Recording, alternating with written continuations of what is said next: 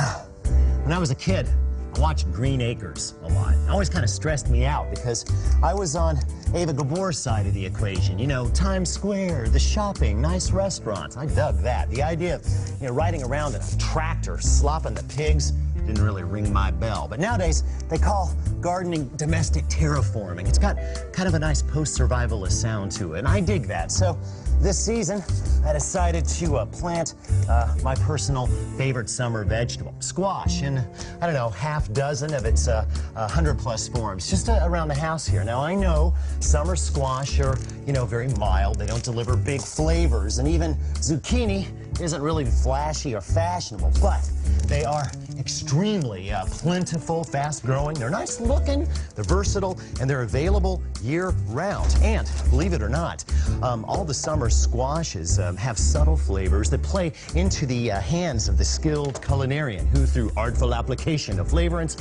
and heat, can convert just about any old cucurbita pepo into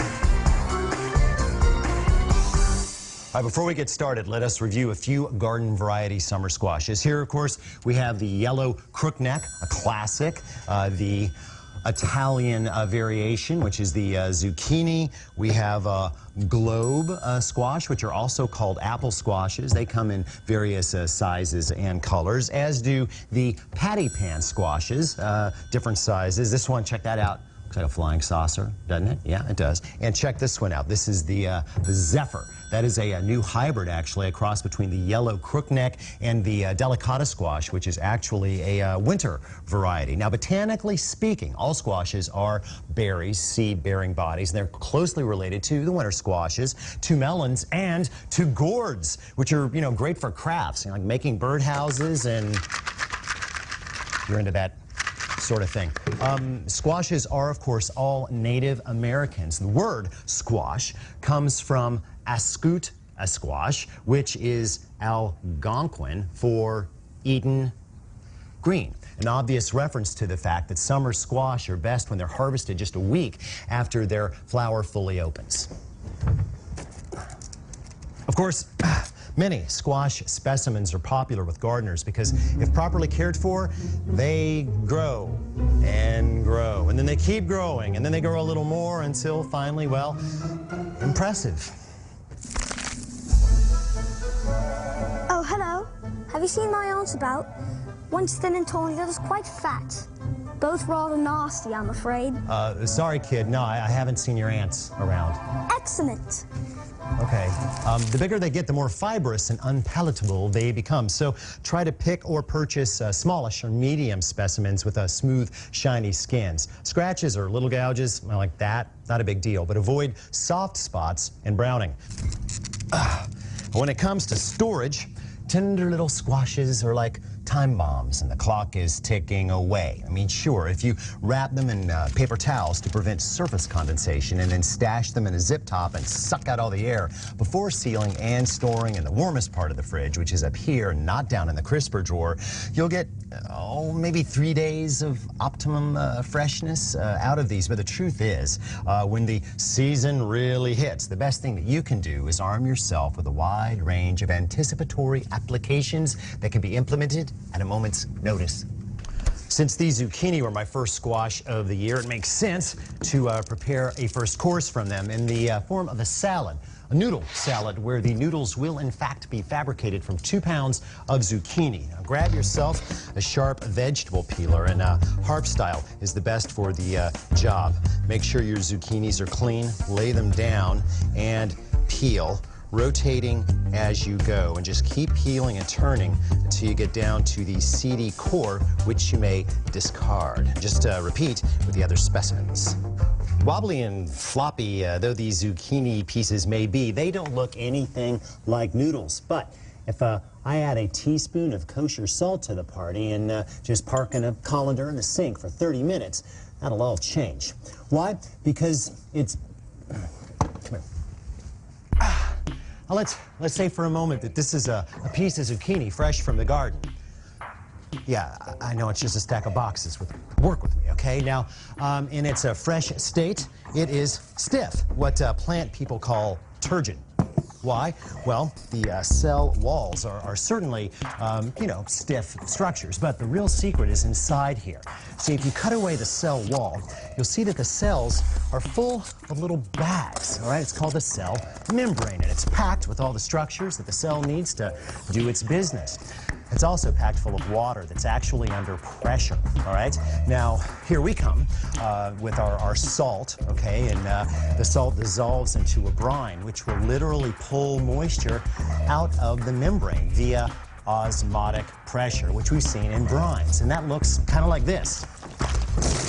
Now, it's only a matter of time before that inner membrane simply collapses. Something we call a hypertonic state will be achieved, and then the cell will actually plasmolyze and pull away from the cell wall. And then the structure collapses every time. If managed properly, this will result not in mushiness, but in a dense yet, well, floppy structure, kind of like, well, a noodle. There, see what I mean? Just like noodles. Okay, they're still green, but they look like noodles. All right, into a large mixing bowl goes 3 tablespoons of extra virgin olive oil. Use the best you've got. 2 tablespoons of freshly squeezed lemon juice, 2 teaspoons of whole grain mustard, and up to half a teaspoon of freshly ground black pepper, and just whisk this together to form an emulsion. This, of course, is a vinaigrette, even though technically it doesn't have any vinegar in it. There. Now, add the zucchini noodles, along with half a small red onion sliced wafer thin, a cup of torn frisée. It's a type of chicory easily found in your Mega Mart's produce department, and 1/3 of a cup each thinly sliced radishes, chopped toasted almonds, chopped fresh basil leaves. Last but not least, 1 ounce of manchego cheese, aka the Parmesan of Spain, which can be easily shaved with the very same vegetable peeler from before. What a multitasker. All right, toss with these to combine.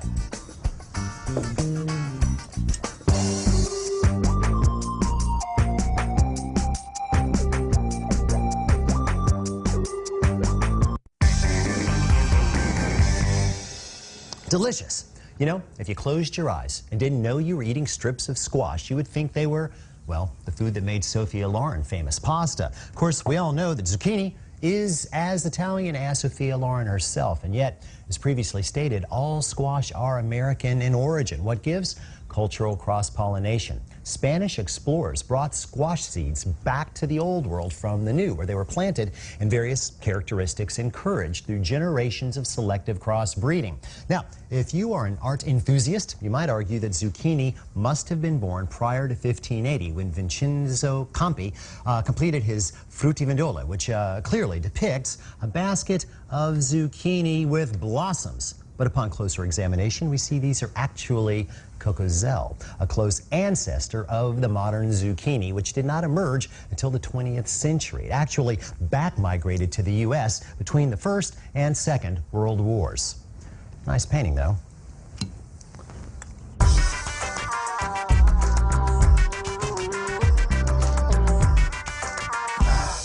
Well, the squash are really coming in, I can tell you that. And one of the best things about summer squash is that they are all but universally interchangeable. Now, take yellow crookneck squash, although we Southerners are infamous for either stewing them to death or smothering them in cheese and mayo and baking them. They are equally well suited to a Roman role that is classically played by zucchini. First step. Set your oven rack to, say, 3 to 4 inches from the very top burner, and set your heat control to broil. Next, you're going to want to knock down a pound of squash into thin, we'll say 1/8-inch slices. True, I am fond of my steel, but this is a job for a mandolin. Mandolin is a pretty French term for any fixed blade device designed to slice food by means of sliding it up and down an adjustable plane into which a blade has been set. Now, two types predominate the marketplace. First, you have the more traditional stand model. You've seen this on the program before. This device is like a factory. It's capable of fabricating many different cuts, various forms of slices, juliennes, matchsticks, even waffle cuts if you know what you're doing. It's expensive. It's got a lot of parts that you have to keep up with. Maintaining and adjusting everything is a chore, and, well, cleaning it's, well, 9 times out of 10, I just leave it in the drawer and use a knife. Now, if I'm going to use a slicer like this or a mandolin, it's going to be a hand model. There's still plenty of variation, but my favorite is this little guy, all right? Now, it is lightweight. It's plastic. It's only capable of 4 different thicknesses of cuts, which is all I need 99% of the time. And it has a very economical and very sharp ceramic blade. Never needs sharpening. It's easy to clean, and because it's set at this angle, it's great for slicing softer items like hands. Excuse me. Just as I suspected. It's our safety officer, Sam. SOS for short. Our insurance company now requires that he be on set at all times. Safety first. Second was put that down. Sorry. It's dangerous. Okay. Now, when you are considering buying a PDBI, you should always think PDBI, potentially deadly blade and implement. When you are thinking of buying a... I don't really think of this as potentially deadly. Oh, no? How do you think I got this? Huh? Smart guy. Really? Did you make this? Because this doesn't look like... Yes. Nobody will insure me anymore. Well, that's ironic. Now, as I was saying, when purchasing such an item, one should always consider first the AUSI, which... AUSI? Yes, the Active User Safety Interface. You mean the handguard? Yeah, okay, if you want to dumb it down, the handguard, which is always the last item on any manufacturer's to-design list. In fact, most of these models do not even cover the entire ROM, range of motion. Some of them even pose a threat themselves. Consider the retractable spikes on this little death trap right here. It's supposed to hold on to the food while you're cutting it. Now, go ahead and give that a shot. No, that's going to go into your... Just give it a shot. Perfectly fine, just illustrating a point. I think you illustrated several points. Now, given the general lack of EOU, ease of use, I strongly recommend adding one of these to your safety protocol, either a Kevlar glove or a reinforced safety glove. Wow, I bet one of these babies would stop a spinning food processor blade. One would think. Oh, dear. No, but they will prevent any sort of lacerations caused by misuse or disuse of the PDBI AUSI. Got it.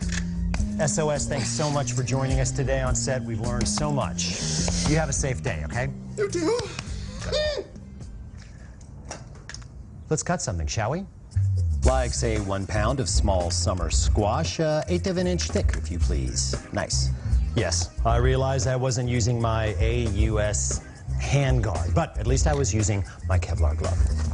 All right, now toss your rounds with a tablespoon of olive oil, 1 tablespoon of fresh rosemary chopped, 1/2 teaspoon of nutmeg. Yes, of course, I mean freshly ground nutmeg, one of these, that's right.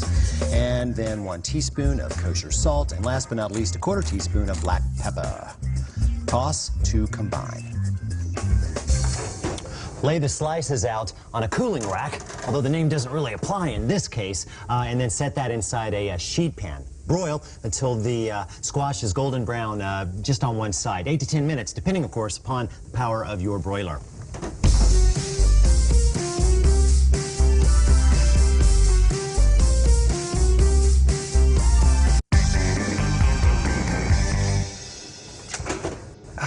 Nine minutes later, and our squash rounds are golden brown and delicious, but not burned. That's because there's so much water in summer squash to begin with, nearly 95%, or at least there used to be. These are now perfectly conditioned for inclusion in our little Roman delight of frittata. That's right, squash and eggs work and play very well together. Move the squash to a 10-inch non-stick skillet and set over medium heat. Then, combine 1/2 cup of whole milk ricotta cheese with 6 large eggs and 1/2 ounce of Parmesan cheese grated. Whisk to combine until very, very smooth. Kind of like this. Then just pour that right over the squash. There. Let this cook for 4 to 5 minutes or until the center is bubbly and the outer edge is set, just like that. All right. Broil for 3 to 4 minutes just to fully set and lightly brown. And no, you don't have to worry about putting a non-stick pan under the broiler and creating any harmful fumes because most of the non-stick surface is in fact covered with food. Besides, it's a very short amount of time. Behold, the union of egg and summer squash Italian style, slightly curled up around the edges. That's exactly what you want. Now, as far as getting this out, just give the pan a tap, a wiggle, and out it should come. Now, as far as cutting this, you would never, ever use a knife. Nope, a pizza cutter is the tool for the job. After all, it looks like a pizza. So just slice through, and I'm gonna go for about 6 pieces here. Now, if we were in Rome, which we are not, we would wait and serve this at room temperature. But the way this smells and the way this looks, I don't think I should have to wait a single moment. Hot, hot, hot, hot.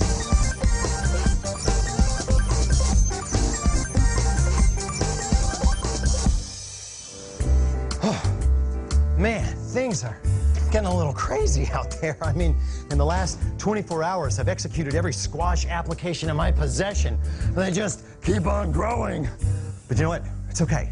It's okay, because the patty pans are cranking hard, and they are some of my favorites. Now, small specimens like this, I'll just run onto skewers and grill over medium heat. But these larger models, 3 to 4 inches across, these are born to be stuffed, which brings me to the 3 sisters.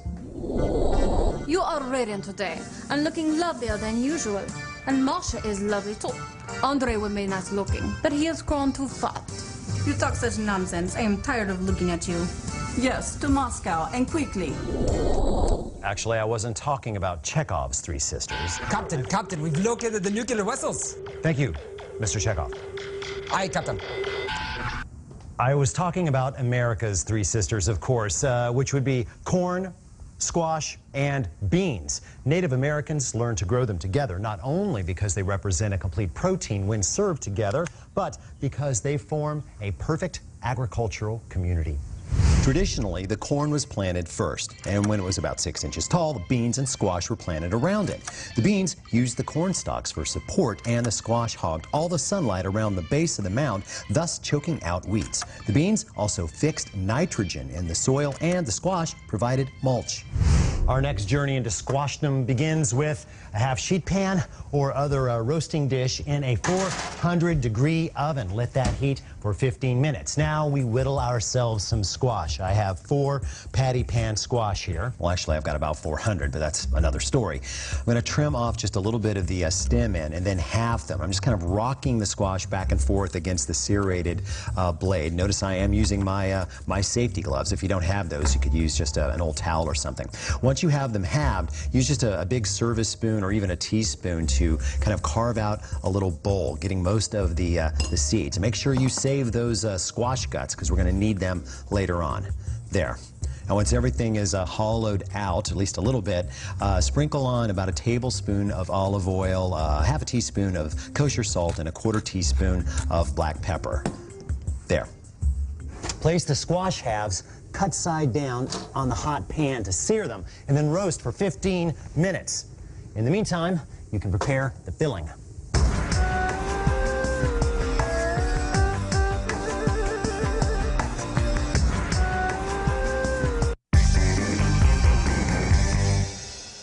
While the squash is roasting, we prepare the filling. Place a 10-inch cast iron skillet over medium heat and add a tablespoon of olive oil. Just plain old olive oil, not extra virgin or anything fancy. When that is good and hot, add 1 minced clove of garlic, 1 diced shallot, and the chopped up guts that you spooned out of the squash. Season that with a half teaspoon of kosher salt and a 1/4 teaspoon of black pepper. Once the aromatics and squash are brown and tender, bring on the other 2 sisters. Half a cup of freshly harvested corn kernels and half a cup of cooked lima beans, as well as a couple of ounces of chopped pecans. Not a sister, mind you, but an American original nonetheless. We'll call it stepbrother. And 3 teaspoons of fresh thyme leaves. Remove the squash from the oven and then use a disher to deliver, say, 3 tablespoons of filling to each half of the squash. There, a perfect opener or side for an all-American summer sit-down. Of course, even with fine applications like this on tap, if you grow your own squash, odds are good you're not going to be able to keep up with it. If that be the case, be prepared to freeze.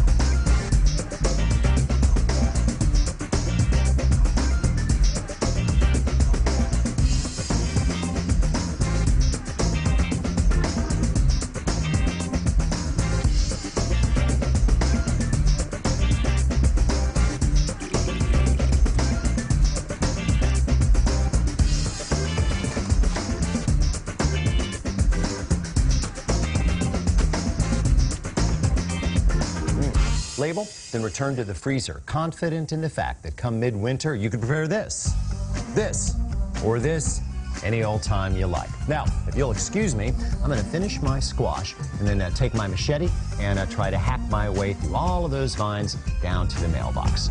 Wish me luck.